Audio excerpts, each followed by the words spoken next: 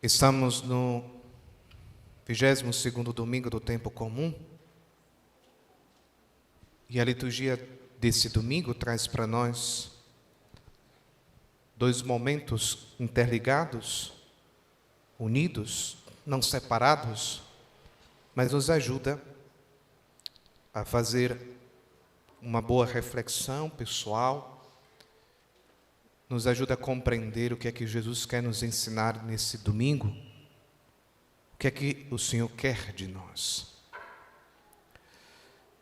Eu gosto de distinguir esses dois momentos para que nos ajude na nossa reflexão.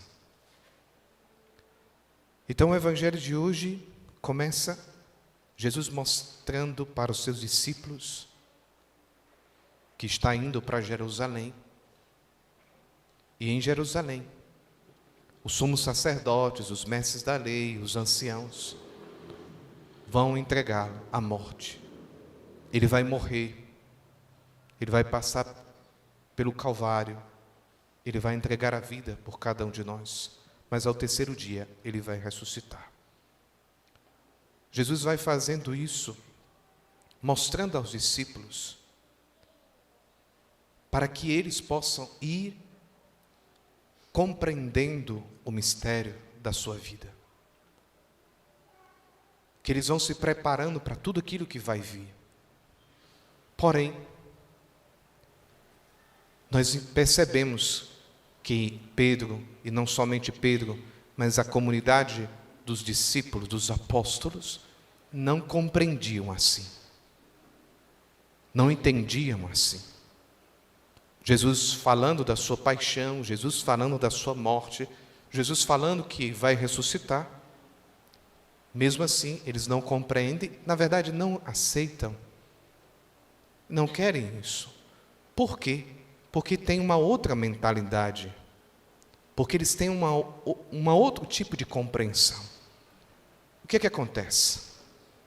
Pedro toma Jesus à parte e começa a repreender Jesus. Deus não permita isso. Deus não permita isso.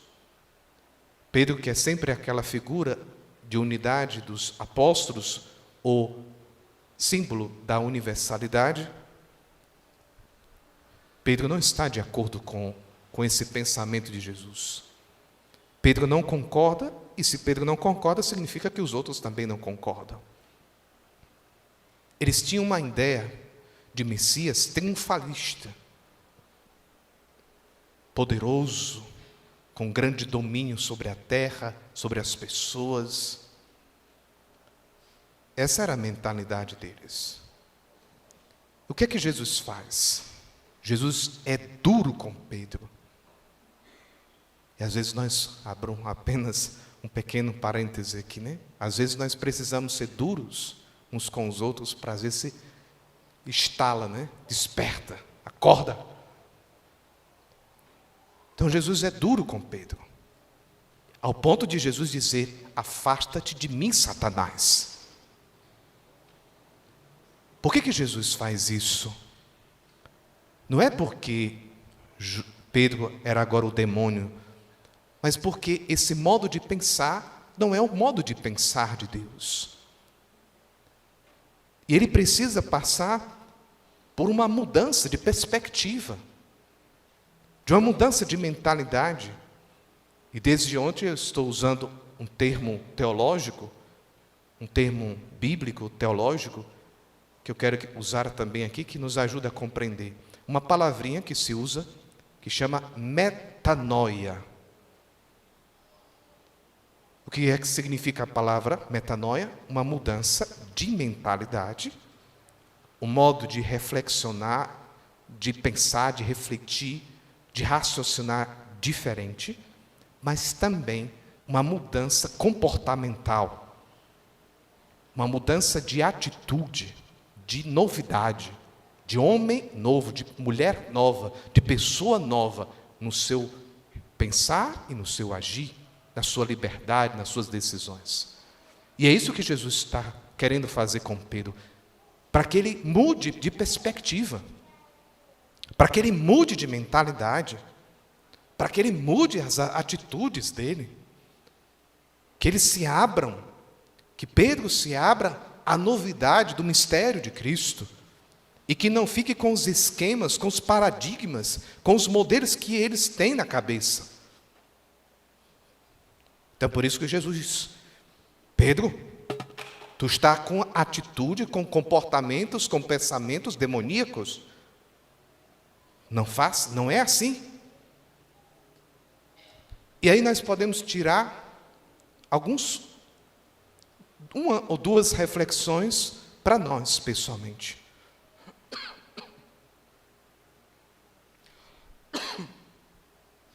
Uma primeira lição é que o plano de Deus não se encaixa com triunfos humanos, com poder, com domínio, com triunfalismos. O plano de Deus não se encaixa nisso. Nós vivemos numa mentalidade de época que para ser grande nós precisamos dominar, triunfar, estar nos melhores postos, nos melhores lugares visíveis. O plano de Deus não passa por aí. A não ser que você ocupe esses postos para aproveitar e levar o Evangelho. Isso não significa que o cristão, abra um parêntese aqui, deve ser um qualquer. Nós precisamos fazer o melhor, com qualidade, com profissionalismo. Mas não querer galgar cargos, alturas. Aí fecho esse parêntese. Uma segunda lição que está dentro desta é que o plano de Deus passa pelo dom da vida, entregue até as últimas consequências. E como é que o Senhor faz? Dar a sua vida. Entrega a sua vida por cada um de nós. Há mais alegria em dar. Há mais alegria em dar.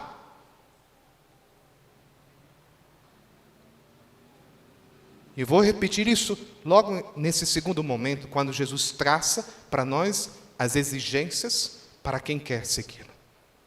Já entro nessa segunda parte do Evangelho, esse segundo momento do Evangelho, conectado, ligado a essa primeira parte. Quando Jesus vai dizer para as pessoas, para os discípulos: bom, se vocês querem me seguir, atenção, se alguém quer me seguir, ou seja, não é uma imposição, é um ato livre e consciente. Deus está te propondo um caminho e te deixa livre, e se você tomar a decisão, será livre ainda mais. Se, atenção, se alguém quiser me seguir, você decide. Porém, Jesus vai dizer, e é bastante realista: se alguém quer me seguir, renuncie a si mesmo, tome a sua cruz e me siga. Aqui está a exigência. E a gente muda completamente. Porque parece que esse versículo do Evangelho, a gente rasga, a gente joga fora. Porque nós queremos seguir Jesus, mas impondo nossas condições. Eu primeiro, o eu que sobressai aquilo que Deus quer para nós. A gente vai colocando uma lista de condicionamentos, de necessidades nossas para seguir Jesus Cristo. E a gente escuta muito isso, às vezes, no nosso dia a dia. Quando certas pessoas dizem assim: fulaninha não precisa de tudo isso. E eu estou dizendo quando se fala das coisas de Deus. Não precisa, esse é exagero da tua parte. Claro que a gente sabe que tem certos exageros, mas isso é uma questão pessoal. Mas quando se pede um pouco mais de comprometimento com o Evangelho, com a igreja, com as coisas de Deus, a gente já vai dando certos condicionamentos. E aí aqui eu poderia entrar em tantos assuntos, sabe, gente? Eu até já citei alguma vez, eu vou só dar um ponto. É quando gente chega na casa paroquial, por exemplo, dizendo que quer batizar. E aí a gente diz, bom, essa aqui são as regras para o batismo. Vixe! Pois não batize. Quer ou não quer que o seu filho seja cristão? A gente quer, mas a gente impõe as nossas condições. E ainda pior, ainda sai falando do padre. Bom, eu não vou levar isso adiante, porque senão dá panos para muita coisa. Mas aí, o que é que nós podemos tirar nessa segunda parte? Jesus quer nos fazer livres. Livres de quê? Da nossa autossuficiência. E uma autossuficiência. Quem é autossuficiente?